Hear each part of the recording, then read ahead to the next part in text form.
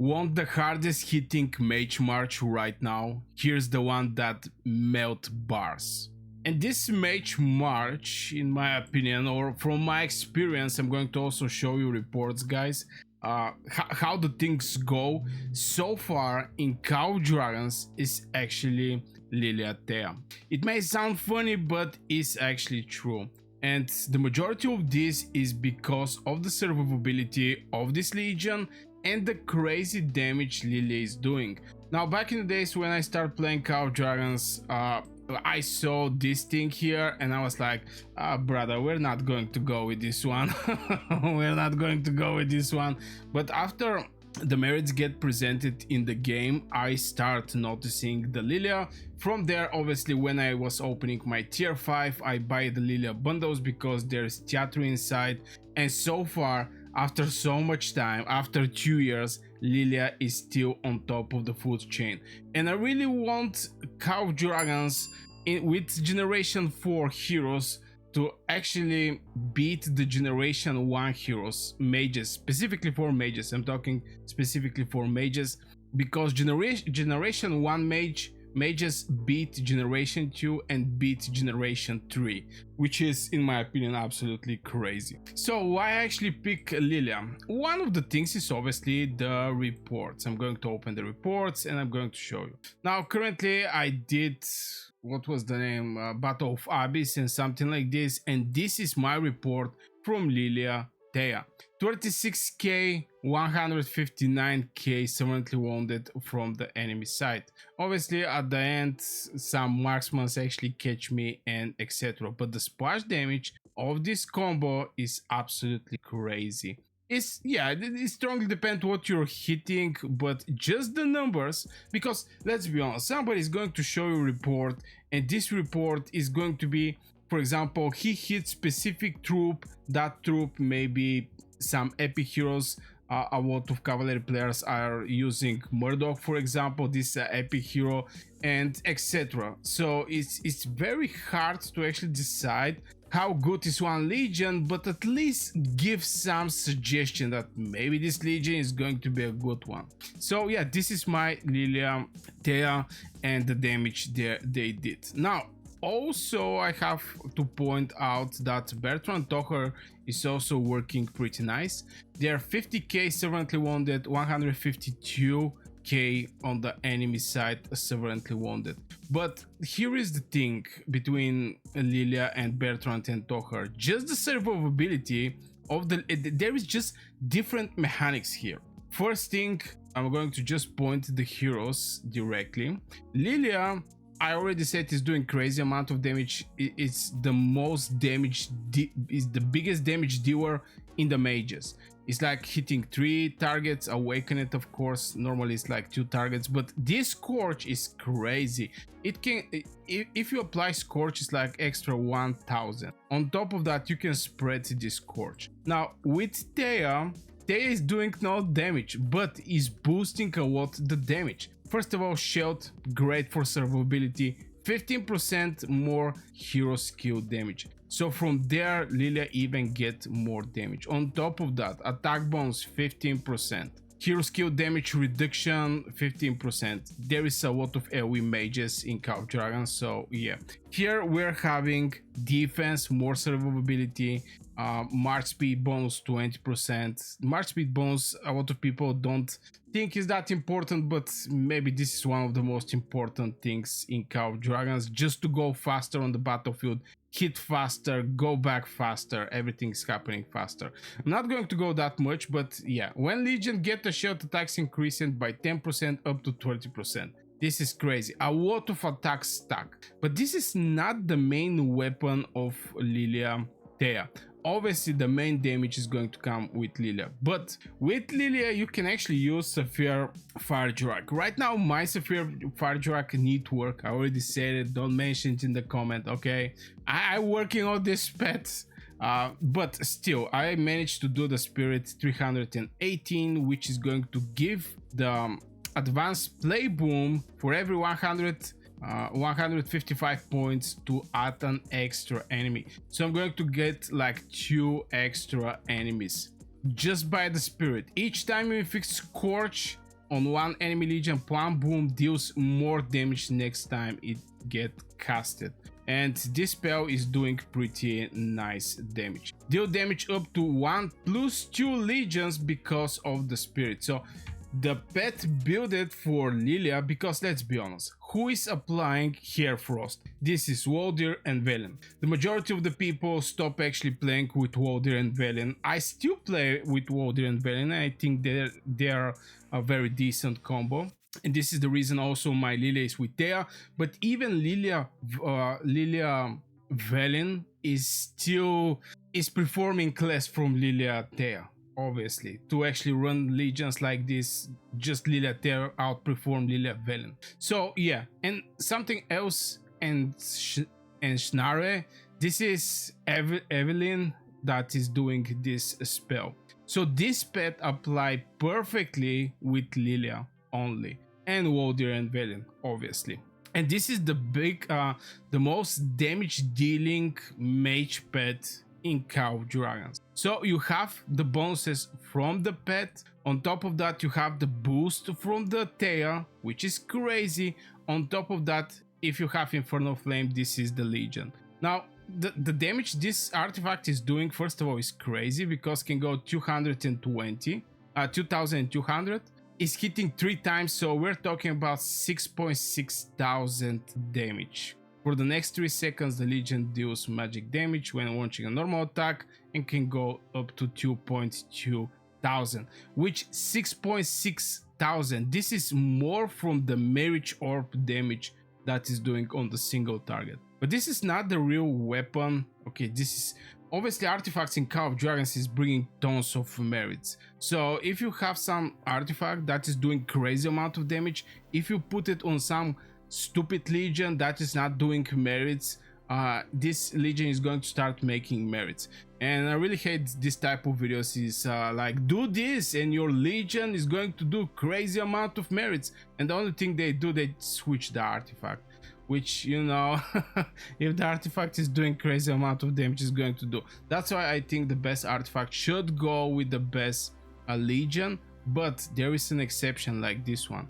The real thing that actually matter here is the magic attack bonus that can go to 30%, is for 5 seconds.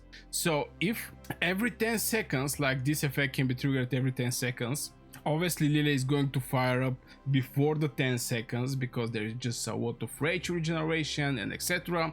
But let's say for 15 seconds, Lilia gets this extra 30% magic attack bonus. This is boosting her spell a lot, so she's going to do so much damage with her spell. On top of that, you're running Lilia with Thea with Celestials, very important to be mentioned, Celestials. So on top of that, you're getting even more damage right away because Celestials is having way more attack from Vestos.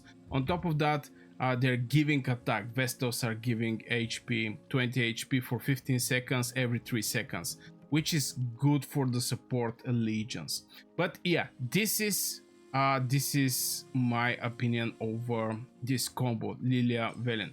Now, the other combo that I mentioned was actually Bertrand and Tocher. They have way more different synergy. And here is the synergy. First of all, Tocher is hitting before all of the mages and is doing 1.5k. From here, we're starting with pretty decent damage from Tocher.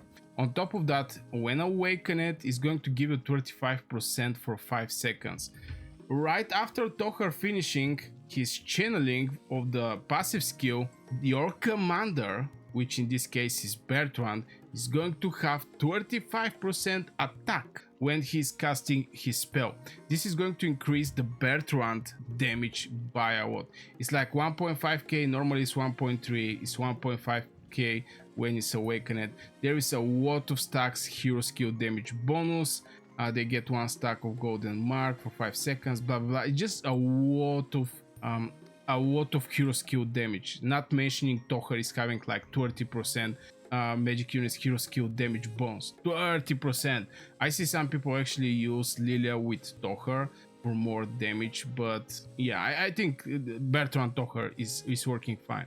Now for the Bertrand and Tocher, this pet is also game changing because for the since they're single target, you know, Lilia is counting on the AoE damage, obviously, but Bertrand Tocher is for the single target, and this one is increasing the damage, damage bonus, like let's say 6%, 4, 5, 6% extra damage bonus the target is going to receive. And this applies for all the legions, it's not just for Bertrand and Tocher, but the main weapon of Bertrand and Tocher, the majority of the times you're going to use them with the Mirage Orb. And right now I'm leveling Mirage Orb. Boy oh boy, this thing is doing crazy amount of damage. 6,000. Obviously 6.6k is going to be for the Lilia Infernal Flame, but 6,000 is crazy damage. You don't need 3 seconds to stay there and actually perform the cast, because sometimes 3 seconds can cost your legion. we are PvP people. The PvP people know that 3 seconds is a nice, it's a lot of time. On top of that, there is a splash damage for up to 2 enemy legions. If you get the example, here is going to be 3 enemy legion. And you're going to increase the artifact skill damage bonus up to 15%. So this 6,000 is going to do some crazy damage. Now, if I go maybe show you some reports from some PvP activity that I did. Yeah, this is obviously Mirage Orb, but I want to see Infernal Flame. Infernal Flame is night. I mean, this is Kuma with Skogo. Against infantry, things are not looking that good. So obviously, maybe I didn't actually channel the whole skill, but this one is doing 3.5k. This one is doing 1.1, so it's going to be 3.3. So maybe I didn't get the full channeling here. But on top of that, this artifact is also getting extra artifact damage. We saw the Mirage Orb and what is doing. Here maybe I get the full channeling, like 6k, let's say it like this. Yeah, I get hit by the Exemplars. I still think, by the way, the Phoenix Eye is absolutely crazy damage. So from point of legions, maybe I'm going to say on the top of the food chain is actually Lilia with Thea, and after this I can say is going to be Bertrand with Tocher. Especially for the single, I think for the single target, Bertrand Tocher is going to outperform Lilia Thea, but in the fights, I think Lilia Thea is just going to own there.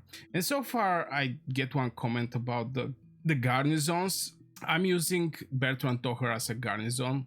This is what I use here. Maybe the artifact should be changed. I don't like this one that much, but yeah, this is my garnison. I have video where I get Rally, the reports there. I get video where I get Swarmed. There's also reports there, and etc. So pretty nice combo. And here is the thing: if you're mage main, but mage man, not main, not like having 1 million infantry, 1 million cavalry, and 1.5 million mages, this is not mage main. Mage main is having 3 million mages, 1 million cavalry, 1 million infantry. So when you're mage main, these heroes is just going to boost your mages. They're going to get boosted from your mages, and you're going to perform very nicely in the defense. Obviously, I suggest heroes that are more like boosting the attack of the hero, of the troops, like for example Goresh. Goresh is physical attack bonus 50%, awaken it is like 60%, damage taken minus 20%. You also get some stars here that can make this hero even more crazy. I think Goresh is one of the best garnison one, and I think with Mogro Goresh, just crazy combination so far. Right now I'm thinking maybe Mogro with Kuma is going to be also good defense setup. Just reducing the HP by 30%, draining the HP of the enemy, just so many things that are good in the infantry heroes as a garnison. So yeah, just wanted to mention this video because I really get surprised from what Lilia Thea can actually do still after 2 years and something in Call of Dragons, and obviously still the best legion in this game, which is crazy. And I really hope Call of Dragons actually brings some broken mages, because Generation 2 and Generation 3 mages I don't want to use the word trash, but there was just not so good. Let's say it like that. They're just not so good. So yeah, I really hope you guys enjoyed this video. Make sure you hit one like on the video if you enjoyed. Subscribe if you're new here. I wish you a great day, great week, great month, nice KVK, everything to happen in your direction, and have some fun in Call of Dragons. And yeah, see you in the next video.